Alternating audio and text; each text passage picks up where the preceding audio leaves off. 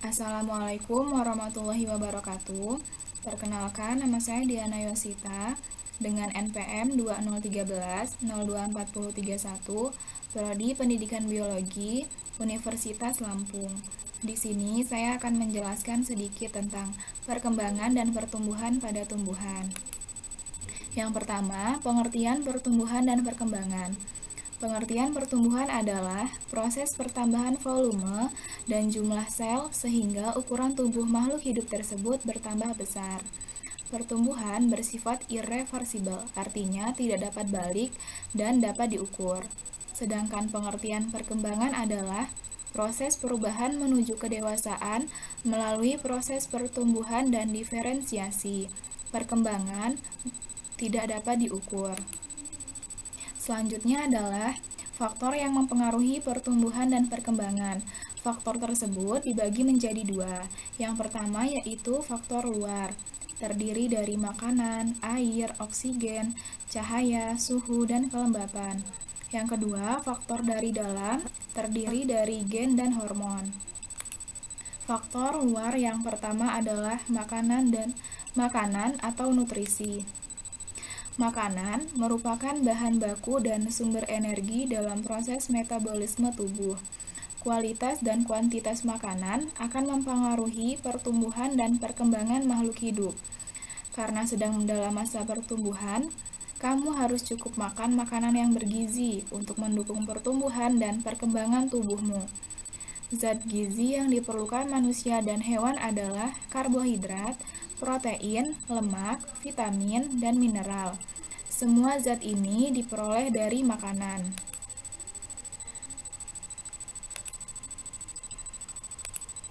Sedangkan bagi tumbuhan, nutrisi yang diperlukan berupa air dan zat hara yang terlarut dalam air. Melalui proses fotosintesis, air dan karbon dioksida diubah menjadi zat makanan dengan bantuan sinar matahari. Meskipun tidak berperan langsung dalam fotosintesis, zat hara diperlukan agar tumbuhan dapat tumbuh dan berkembang dengan baik. Contohnya, jika kamu amati tanaman padi yang terlambat dipupuk, daunnya akan berwarna kekuningan. Setelah dipupuk, daun tanaman padi itu akan kembali berwarna hijau dan tumbuh dengan baik. Mengapa demikian? Di dalam pupuk terkandung zat hara yang penting sebagai nutrisi makanan. Yang kedua adalah suhu. Semua makhluk hidup membutuhkan suhu yang sesuai untuk menunjang pertumbuhan dan perkembangannya. Suhu ini disebut suhu optimum. Misalnya, suhu tubuh manusia yang normal adalah sekitar 37 derajat Celcius. Pada suhu optimum, semua makhluk hidup dapat tumbuh dan berkembang dengan baik. Hewan dan manusia memiliki kemampuan untuk bertahan hidup dalam kisaran suhu lingkungan tertentu. Tumbuhan menunjukkan pengaruh yang lebih nyata terhadap suhu. Contohnya, seperti tanaman padi yang ditanam pada awal musim kemarau atau suhu udara rata-rata tinggi, lebih cepat dipanen daripada padi yang ditanam pada musim penghujan atau suhu udara rata-rata rendah. Contoh yang kedua yaitu jenis bunga mawar yang tumbuh dan berbunga dengan baik di pegunungan yang sejuk. Ketika ditanam di daerah pantai yang panas, pertumbuhannya menjadi lambat dan tidak menghasilkan bunga yang seindah sebelumnya. Hal ini disebabkan karena semua proses dalam pertumbuhan dan perkembangan seperti penyerapan air, fotosintesis, penguapan, dan pernapasan pada tumbuhan dipengaruhi oleh suhu. Yang ketiga, cahaya. Cahaya berpengaruh terhadap pertumbuhan dan perkembangan makhluk hidup. Tumbuhan sangat membutuhkan cahaya matahari untuk fotosintesis. Namun, keberadaan cahaya ternyata dapat menghambat pertumbuhan tumbuhan, karena cahaya dapat merusak hormon auksin yang terdapat pada ujung batang. Contohnya, bila kamu menyimpan kecambah di tempat gelap selama beberapa hari, kecambah itu akan tumbuh lebih cepat atau lebih tinggi dari seharusnya. Namun, tampak lemah dan pucat atau kekuning-kuningan karena kekurangan klorofil. Selain tumbuhan, manusia juga membutuhkan cahaya matahari untuk membantu pembentukan vitamin D. Yang keempat adalah air dan kelembapan.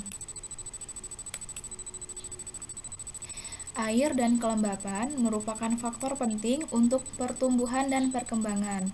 Air sangat dibutuhkan oleh makhluk hidup. Tanpa air, makhluk hidup tidak dapat bertahan hidup. Air merupakan tempat berlangsungnya reaksi-reaksi kimia di dalam tubuh. Tanpa air, reaksi kimia di dalam sel tidak dapat berlangsung, sehingga dapat mengakibatkan kematian. Kelembapan adalah banyaknya kandungan uap air dalam udara atau tanah. Tanah yang lembab berpengaruh baik terhadap pertumbuhan tumbuhan. Kondisi yang lembab, banyak air yang dapat diserap oleh tumbuhan, dan lebih sedikit penguapan. Kondisi ini sangat mempengaruhi sekali terhadap pemanjangan sel. Kelembapan juga penting untuk mempertahankan stabilitas bentuk sel.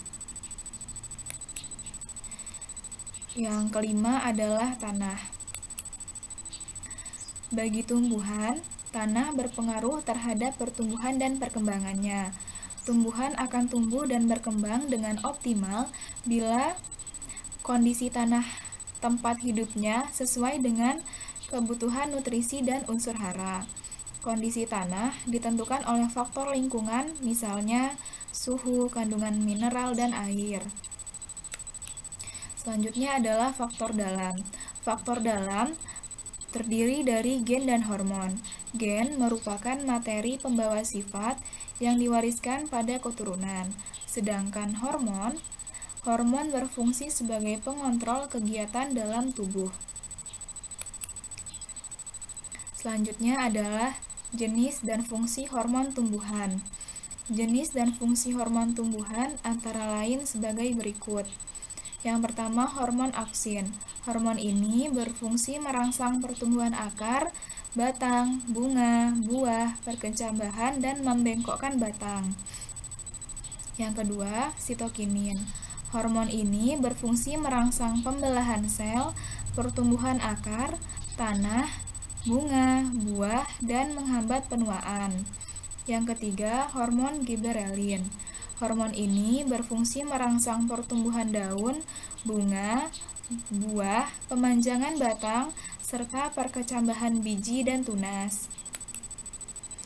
Selanjutnya, asam absisat berfungsi menghambat pertumbuhan sel, menunda pertumbuhan, dan membantu dormansi. Yang kelima, gas etilen berfungsi mempercepat pematangan buah, penebalan batang. Kombinasi gas etilen dan auksin atau giberelin dapat memacu pembuangan. Yang keenam, asam traumatin berfungsi merangsang regenerasi sel di bagian tumbuhan yang luka. Dan yang terakhir, kalin. Kalin berfungsi merangsang pembentukan organ tumbuhan, misalnya akar, rizokalin, pada batang kaulokalin, pada daun fitokalin, dan pada bunga autokalin atau florigen. Yang terakhir yaitu pertumbuhan dan perkembangan tumbuhan. Pada perkecambahan biji, lumula tumbuh dan berkembang menjadi batang dan daun, sedangkan radikula menjadi akar. Tipe perkecambahan biji tumbuhan antara lain adalah tipe hipogeal dan tipe epigal. Tipe hipogeal yaitu tipe kotiledonnya tetap di dalam tanah, dan tipe epigeal tipe yang kotiledonnya di atas tanah. Tumbuhan monokotil hanya mengalami pertumbuhan primer, sedangkan tumbuhan dikotil mengalami pertumbuhan primer dan sekunder. Pada pertumbuhan primer, akar dan batang tumbuh memanjang. Daerah pertumbuhan terdapat pada ujung batang dan ujung akar, yaitu daerah pembelahan sel, pemanjangan sel, dan diferensiasi. Pada tumbuhan sekunder, batang membesar karena pembelahan sel-sel kambium keluar membentuk flum, dan ke dalam membentuk silam. Demikianlah materi singkat yang dapat saya jelaskan. Semoga bermanfaat. Saya akhiri. Wassalamualaikum warahmatullahi wabarakatuh.